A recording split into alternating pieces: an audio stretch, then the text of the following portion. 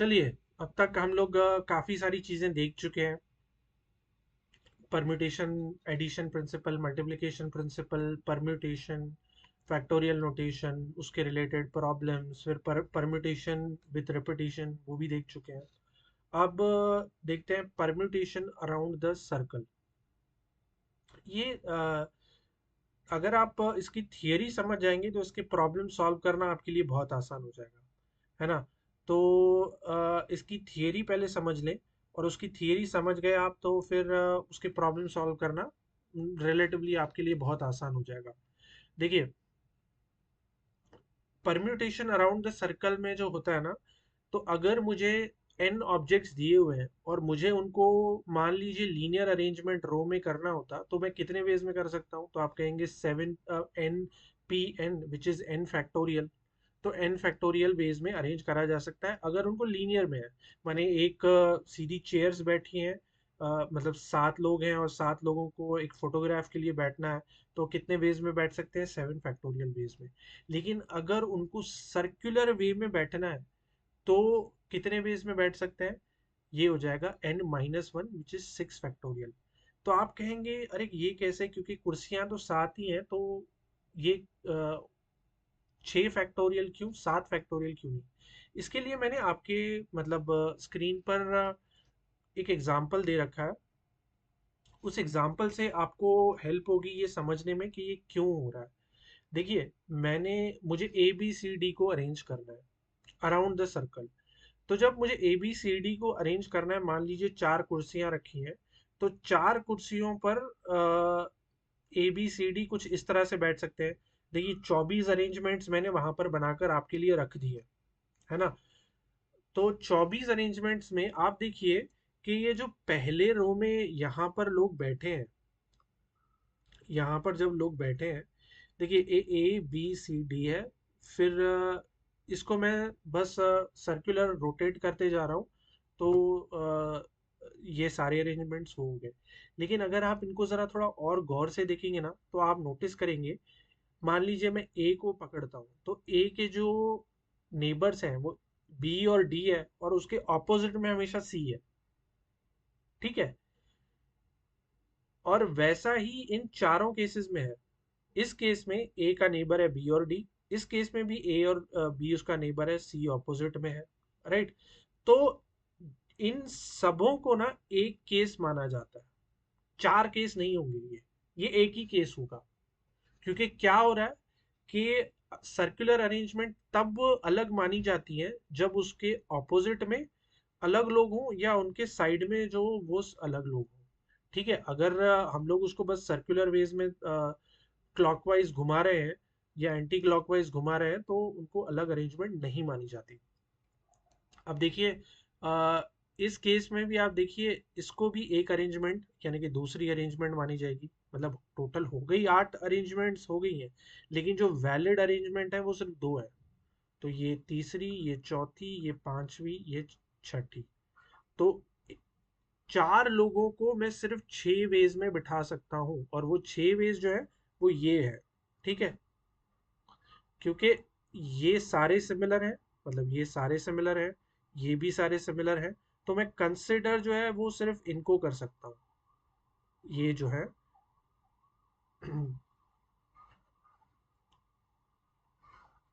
इस पर्टिकुलर अगर कॉलम को आप देखें, तो यही एक कॉलम है जिसको वैलिड माना जाता है। तो इसलिए टोटल अरेंजमेंट है 6, टोटल अरेंजमेंट है 6, न के 24। ठीक है। 24 नहीं है, 6 है, जो कि है 3 फैक्टोरियल 4 फैक्टोरियल। अगर ये लीनियर अरेंजमेंट होती तो ये 4 फैक्टोरियल होता, लेकिन ये लीनियर अरेंजमेंट नहीं है, ये है सर्कुलर अरेंजमेंट, इसलिए है ये 3 फैक्टोरियल।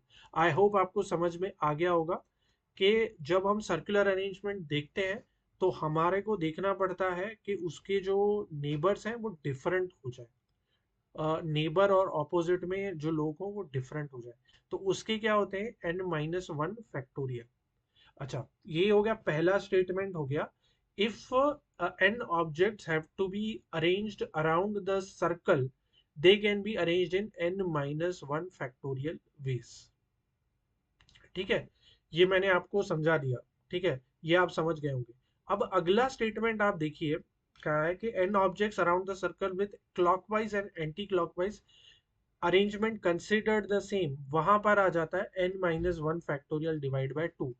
तो ये देखिए, मान लीजिए मैंने कहा कि ये है ए बी सी डी, अगर अरेंजमेंट है डी बी सी ए, सॉरी, डी सी बी ए, तो ये दोनों अरेंजमेंट भी एक ही मानी जाएंगी। देखिए इस अरेंजमेंट को आप गौर से देखिए,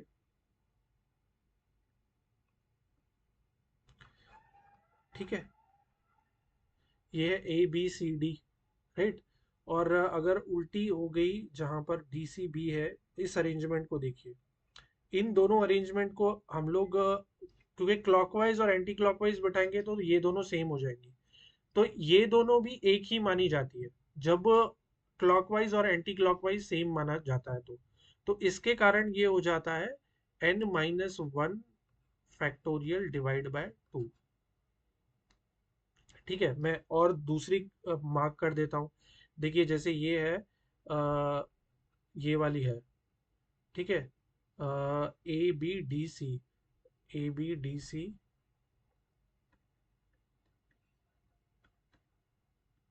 तो इसका ऑपोजिट हो जाएगा सी डी बी ए।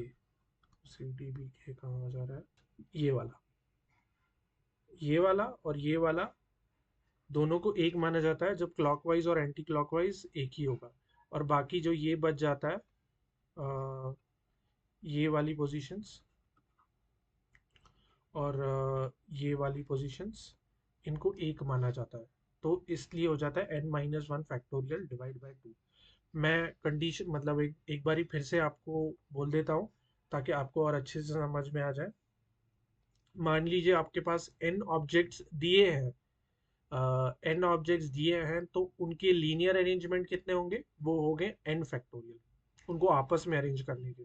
लेकिन अगर आपको उन्हें अराउंड द सर्कल अरेंज करना है तो वो हो जाएगा n माइनस वन फैक्टोरियल।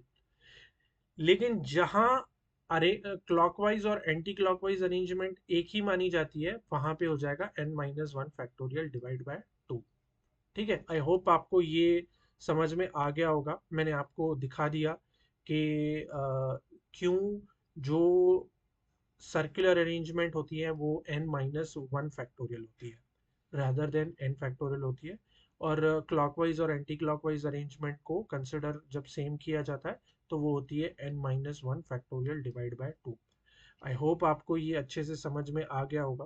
अगर आपको ये समझ में आ गया तो एक्सरसाइज जो है वो बहुत ही सिंपल हो जाएगी। चलिए, चलिए हम अपनी क्रिकेटिंग थीम को जो है वो आगे बढ़ा रहे हैं। और इस कड़ी में मतलब अब हमने सारे एक्सरसाइजेज में बहुत सारे प्रॉब्लम्स देखे थे क्रिकेट के ऊपर। तो क्रिकेट के ऊपर एक और प्रॉब्लम है। तो आई होप आपको ये अच्छा लगेगा, और जब आप ये समझ जाएंगे तो आप एक्सरसाइज सॉल्व करना बड़ा इजी हो जाएगा। सो 11 team member squad along with coach sit for a team meeting. आपने देखा होगा कि जब लोग साथ में बैठते हैं कोई स्ट्रेटेजी वगैरह डिस्कस करने के लिए, तो अराउंड द टेबल बैठते हैं। ठीक है, they set team meeting around the table, in how many ways can they be arrange in the following condition.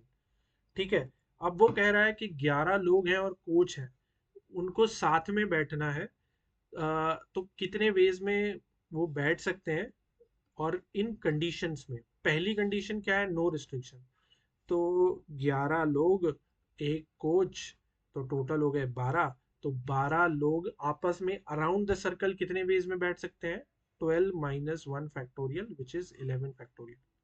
ये सर्कुलर अरेंजमेंट्स है, लीनियर अरेंजमेंट नहीं है। लीनियर अरेंजमेंट होती तो वो 12 फैक्टोरियल होता, लेकिन क्योंकि ये सर्कुलर अरेंजमेंट है तो ये हो जाएगा 12 माइनस वन फैक्टोरियल। अच्छा, नेक्स्ट है coach and vice captain should be next to. इसको जरा कोच ना मानकर ये है, मतलब थोड़ी सी स्पेलिंग मिस्टेक है, टाइपिंग मिस्टेक है, टाइपो है। Coach and vice captain should be next to captain. यानी कि क्या है कि एक कैप्टन है और एक वाइस कैप्टन है और एक कोच है। ये हमेशा साथ में बैठेंगे, ठीक है, should be next to the captain.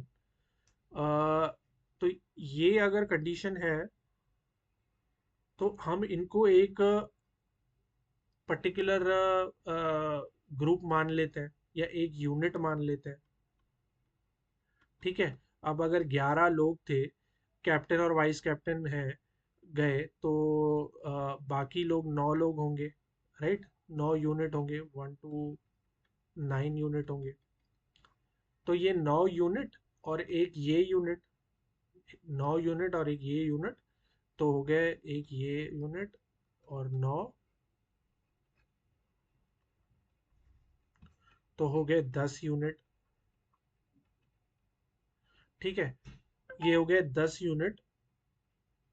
तो ये 10 यूनिट हो गए, तो इन 10 यूनिट को आपस में कितने वेज में बैठाया जा सकता है सर्कुलर अरेंजमेंट में? वो हो जाएगा 9 फैक्टोरियल। अच्छा, ये जो वाइस कैप्टन और कोच हैं वो अपनी पोजीशंस इंटरचेंज कर सकते हैं। तो वो अगर अपनी पोजीशन इंटरचेंज कर सकते हैं तो ये हो जाएगा 2 फैक्टोरियल। तो उसका आंसर हो जाएगा 9 factorial into 2 factorial. I hope आपको समझ में आ गया होगा। मैं इसको मिटा देता हूँ और वो वो जो टाइपिंग मिस्टेक है उसको करेक्ट कर लेता हूँ।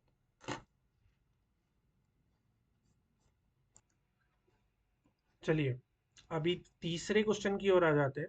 सेम कंडीशन है सब क्वेश्चन टू, माने कैप्टन जो है, कोच और वाइस कैप्टन जो है वो कैप्टन के साथ में ही है। और 4 fast bowler should be seated together, यानी कि 4 बॉलर जो है उनको साथ में ही बैठाना।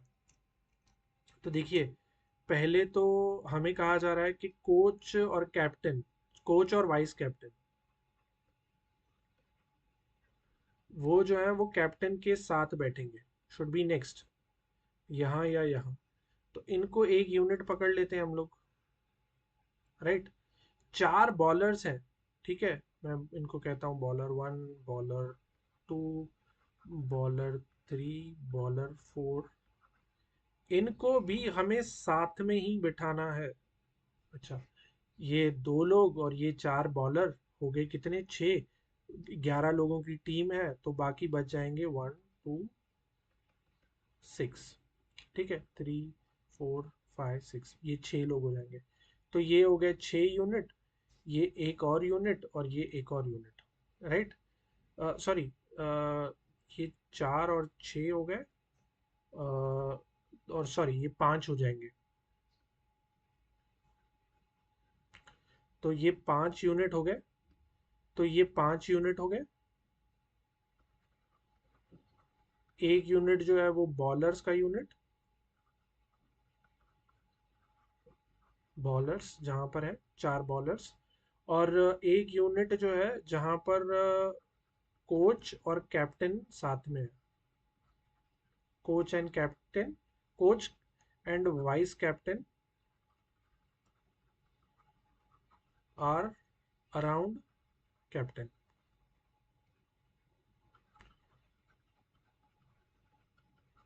एक्सक्यूज माई हैंड राइटिंग, थोड़ा सा खराब हो गया। तो ये हो गए टोटल कितने यूनिट हो जाएंगे? ये हो जाएंगे 7 यूनिट।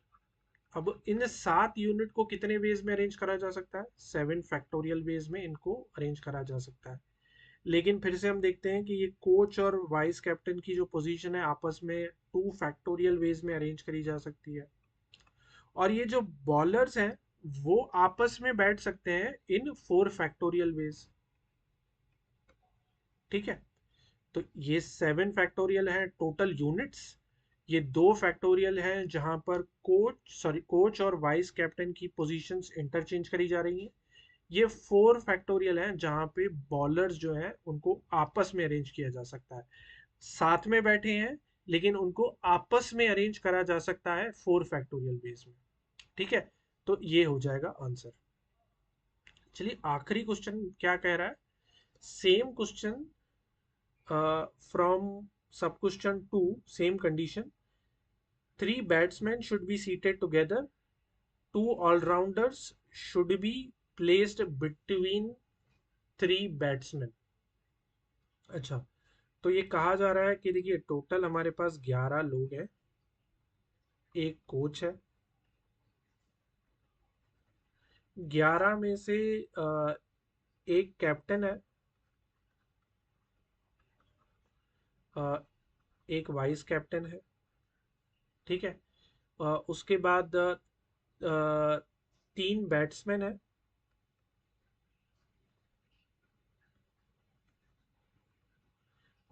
2 ऑलराउंडर हैं,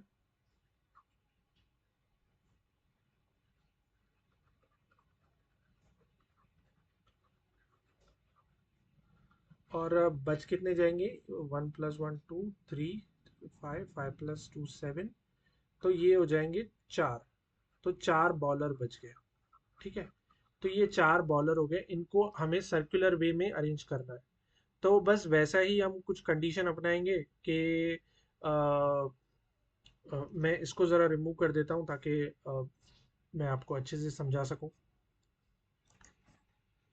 चलिए, इसको ज़रा मैंने रिमूव कर दिया है। अब ज़रा ये अरेंजमेंट बिठा देते हैं। पहले हैं ये कैप्टन भाई साहब, कैप्टन के साथ बैठेंगे कोच और वाइस कैप्टन, ये एक यूनिट हो गया, ठीक है। उसके बाद जो 3 बैट्समैन है, 3 बैट्समैन, दो ऑलराउंडर की मतलब जो 2 allrounder should be place between 3 batsman, ठीक है, माने वो साथ में नहीं बैठेंगे। तो देखिए कि 3 बैट्समैन है मेरे पास,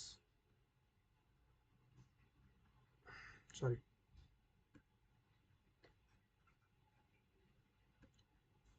3 बैट्समैन है, और अगर 2 ऑलराउंडर को इन दोनों के बीच में बिठाना है तो कैसे हो सकता है कि ये बैट्समैन बैट्समैन बैट्समैन, और जो ये 4 पोजीशन बच जाएंगी, माने मैं गैप मेथड का इस्तेमाल कर रहा हूँ, तो इन 4 गैप्स में मैं बिठा सकता हूँ 4 P2, मतलब ऑलराउंडर्स को, और ये 3 factorial. 4 P2 is nothing but 12, 12 × 6 is 72। तो ये अरेंजमेंट हो जाएंगे 72। और बाकी जो 4 बॉलर बच जाते हैं उनको मैं आपस में अरेंज कर सकता हूँ इन हाउ मेनी वेज? उनको मैं अरेंज कर सकता हूँ इन 4 फैक्टोरियल वेज, ठीक है।